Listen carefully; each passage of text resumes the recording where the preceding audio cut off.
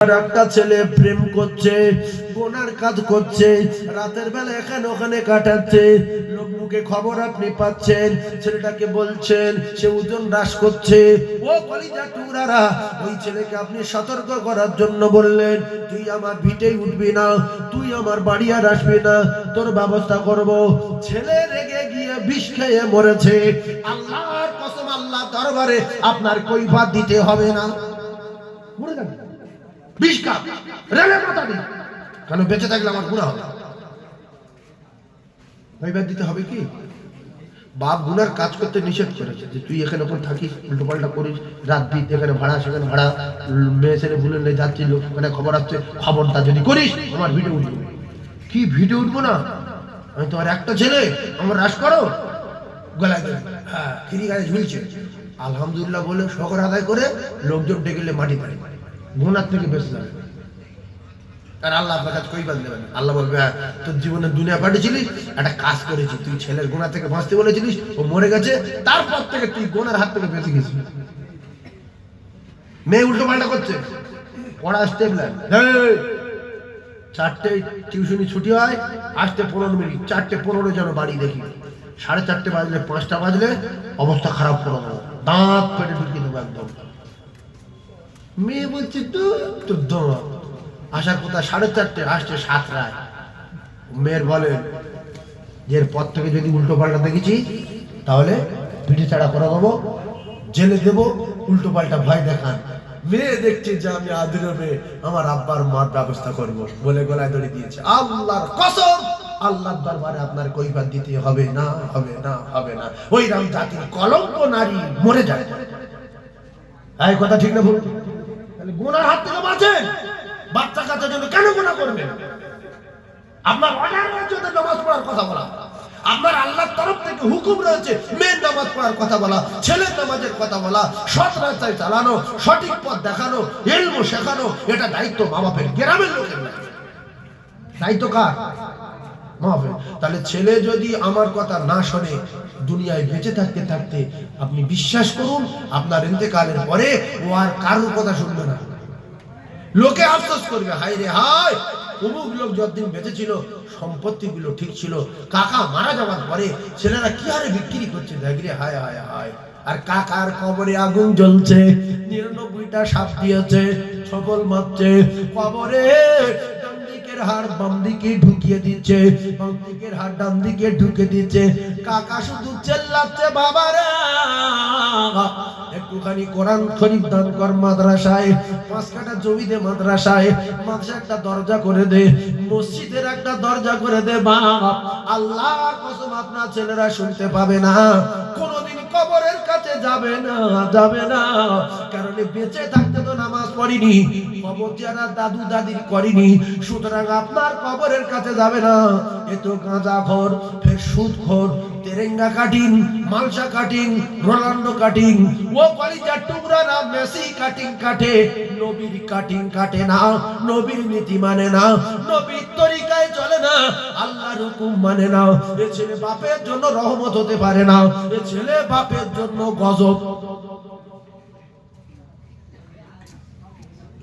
একটু বোঝেন, কবরে গিয়ে আর হাত কামড়ে খেয়ে নিয়ে কিচ্ছু হবে না, চোখ দিয়ে রক্ত আসবে কিচ্ছু হবে না, মাথা গিয়ে ফুটবে কিচ্ছু হবে না। ইয়া নফসি ইয়া নফসি,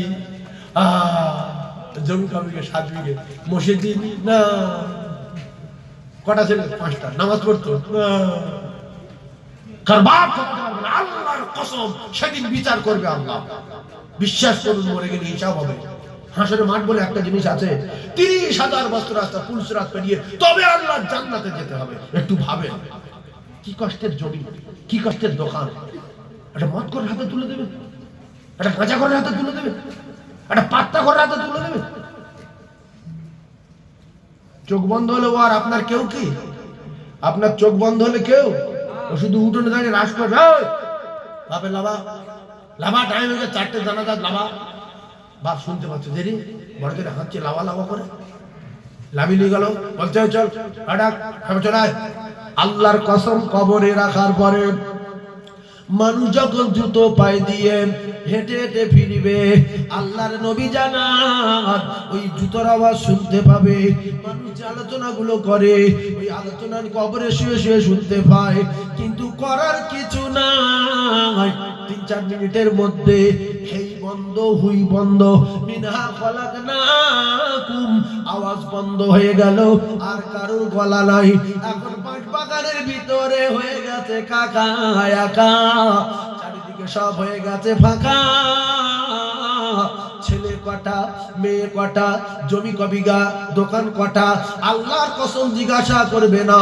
ফেরেশতারা বলবে বল তোর রবকে, রাদিতু বিল্লাহি রাব্বাও, মান রাব্বুকা, বলবে আমি বুঝতে পারছি না। ওমান দীনুকা, বলতে আমি বুঝতে পারছি না। বাপ বলে বুঝতে পারছি না। তোমার বাপ বলো আর খালু বলো। ফেরেশতারা 3টে প্রশ্ন করবে, উত্তর যদি দিতে না পারো কবর জাহান্নামের গাড্ডা হয়ে যাবে। তোমার ছেলে বাড়ি এসে ভাইরা বালিয়ে রাজহাঁস জবাই করে খাবে। বলবে মন মেজাজ খারাপ, চল দীঘায় যাই, চ ঘুরে আসি, আপা মরে গেছে, এক সপ্তাহ মতো বাড়ি বসে চ যাই। দীঘায় গিয়ে ঘর ভাড়া করে যাইয়ে পরে জাম দেবে।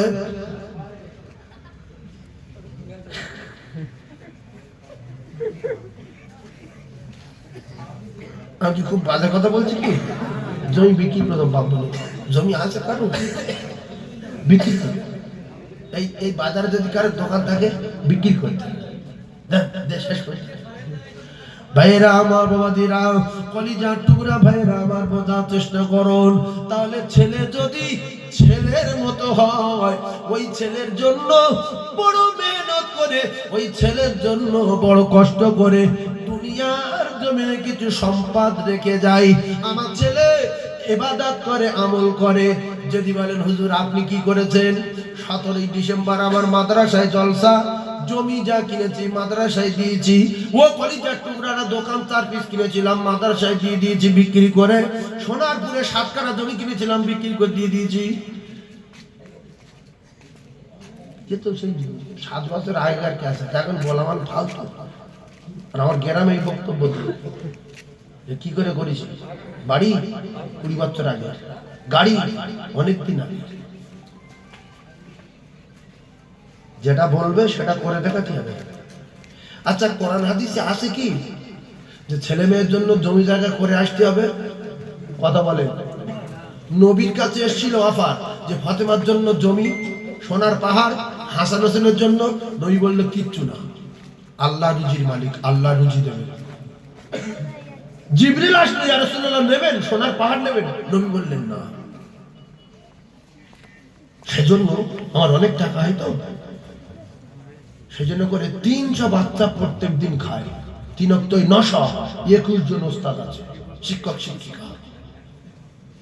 যা মেরে কেটে লে যায়, দোকান বাকি, এ বাকি, সে বাকি, কারেন্টের বাকি, ওদিকে ওস্তাদদের ভিতর এরকম করে দেই। আমার কলিজার টুকরে যদি বলে চাঁদা, মাইকে বলছি, আমাদের গ্রামের লোক শুনছে, 1 পয়সা চাঁদা কোনো গ্রামে তুলিনি যে 10 টাকা দাও।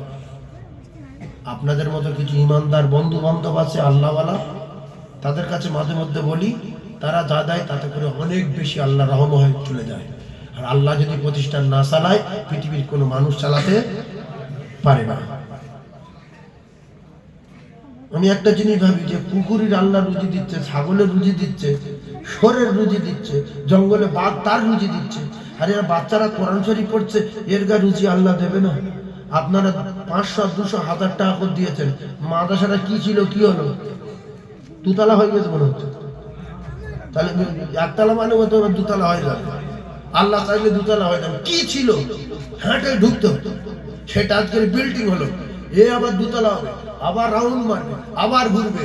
একসময় এখানে টাইটেল পাস মাদ্রাসা হবে, যেখানে একটা ছেলে হেফজ পাওয়া যেত না, সেখানে সামনে বারে আল্লাহ চায় 4-5টা পাগড়ি পাবে না। কি গো, আজকের সদ্য হাফেজ হয়েছে, সামনে বারে আরো সবচেয়ে বড় ব্যাপার, কঠিন ব্যাপার হলো যারা নুরানি কায়দা পড়েছে, এখানে কোরআন শরীফ ধরেছে, এখানে আমার তো মনে হয় সেই সমস্ত ছেলেরা হাফেজ হবে এখানে। সেরকম ছেলে আসে না? তাহলে বলেন তো এই জিনিস কি জিনিস? একটা অক্ষর শিখলে 10টা নেকি। আমি যে ওয়াজ করছি, আমার সবার তো ভালো লাগবে না। যদি সবার ভালো লাগে তাহলে আমি দোজখে যাব। কারণ নবীর ওয়াজ সবার ভালো লাগে না। আর আমি জজ করে যদি সবাইকে খুশি করি, আমি নবীর টপকে দেবো, আর নবীর যাই টপকাবে তার আল্লাহ টপকে দেবে। এই জন্য আমি কঠিন তত্ত্ব দেবো, এখন তো কিচ্ছু বলিনি। এরপরে চূড়ান্ত ওয়াজ দেব, তখন কিছু মানুষ বলবে এই কথা শোনা ঠিক না, এ বাজে কথা, কেন আমি ওয়াজ শুনতে আসলাম, আমি আর শুনবো না। রাসূলুল্লাহ যখন ওয়াজ করতেন, একদল মানুষ বলতেন মুহাম্মদ মিথ্যাবাদী, মুহাম্মদ ভণ্ড, মুহাম্মদ নবী না, এ কথাগুলো বাজে কথা। আল্লাহর কসম, যারা সত্য কথা বলে মেনে নিয়েছে, আমার আল্লাহ তাদের জান্নাতি ঘোষণা দিয়েছে। আর যারা মানিনি, তারা সরকুকুরের মতো মরেছে। আবু জেহেল মানিনি, কুত্তার মতো বদরে মরেছে। আবু লাহাব মানিনি, বাড়িতে পচে পচে মরেছে। উমাইয়া ইবনে খল বদরে মরেছে, উতবা বদরে মরেছে, সাইবা বদরে মরেছে। ও মুসলমানেরা, যারা নবীর বাড়ির পাশে বাড়ি, নবীকে চোখে দেখেছে, ঠাট্টা বিদ্রুপ করে গরম দেখিয়ে নবীকে অস্বীকার করেছে, আল্লাহ তাদের জাহান্নামের টিকিট ধরিয়ে দিয়েছে। আর যারা রাসূলুল্লাহকে মেনে নিয়েছে, আল্লাহ পাক তাদের জান্নাতি ঘোষণা দিয়েছে। তো আলেম ওলামা মাওলানা মৌলভী এরা তো বানানো সাজানো কথা বলবে না। যদি কোরআন শরীফ বলে তো আল্লাহর কথা, আর যদি হাদিস বলে তো নবীর কথা। এই হাদিস আর কোরআন অনেকে মানবে না, যাই মানে না, তোর মানতে হবে না, তুই মরে যাবে এটা মেনে নাও, আমি একদিন মরে যাবো, আর সেই দিন কবরে গেলে বুঝতে পারবে গুতো কারে বলে। আর এই যে কথাগুলো বলছি, আমাল মিসকাল যাররাতিন খায়রান ইয়ারা ওয়া আমাল মিসকাল যাররাতিন শাররান ইয়ারা। ও জ্ঞানী ভাইরা, আমার জীবনে কটা নিঃশ্বাস কোথায় ফেলেছি, কটা থুতু কোথায় ফেলেছি, কোথায় কটা আল্লাহ বলেছি, কোথায় কটক পানি খেয়েছি, কোথায় কবার সুবহানাল্লাহ বলেছি, কোথায় কবার আল্লাহু আকবার বলেছি, কোথায় কবার তাহাজ্জুদ পড়েছি, কোথায় কবার ইশরাক পড়েছি, কোথায় কবার কোরআন খতম করেছি, কবার সূরা ইয়াসিন পড়েছি। আল্লাহ বলেন সবগুলো লেখা আছে, আছে না নাই? যাররা লেখা।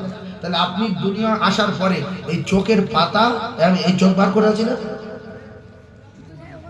কবার চোখের পাতা পড়েছে আল্লাহর কসম লেখা আছে, কটক পানি খেয়েছে লেখা আছে।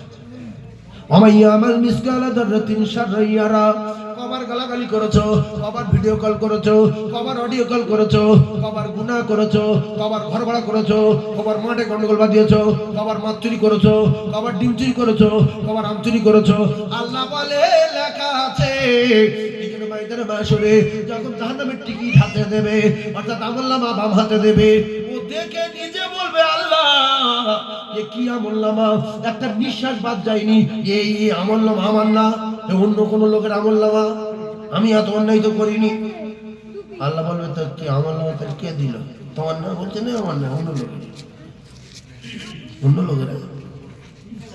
তুমি ওটা পাপ করো না।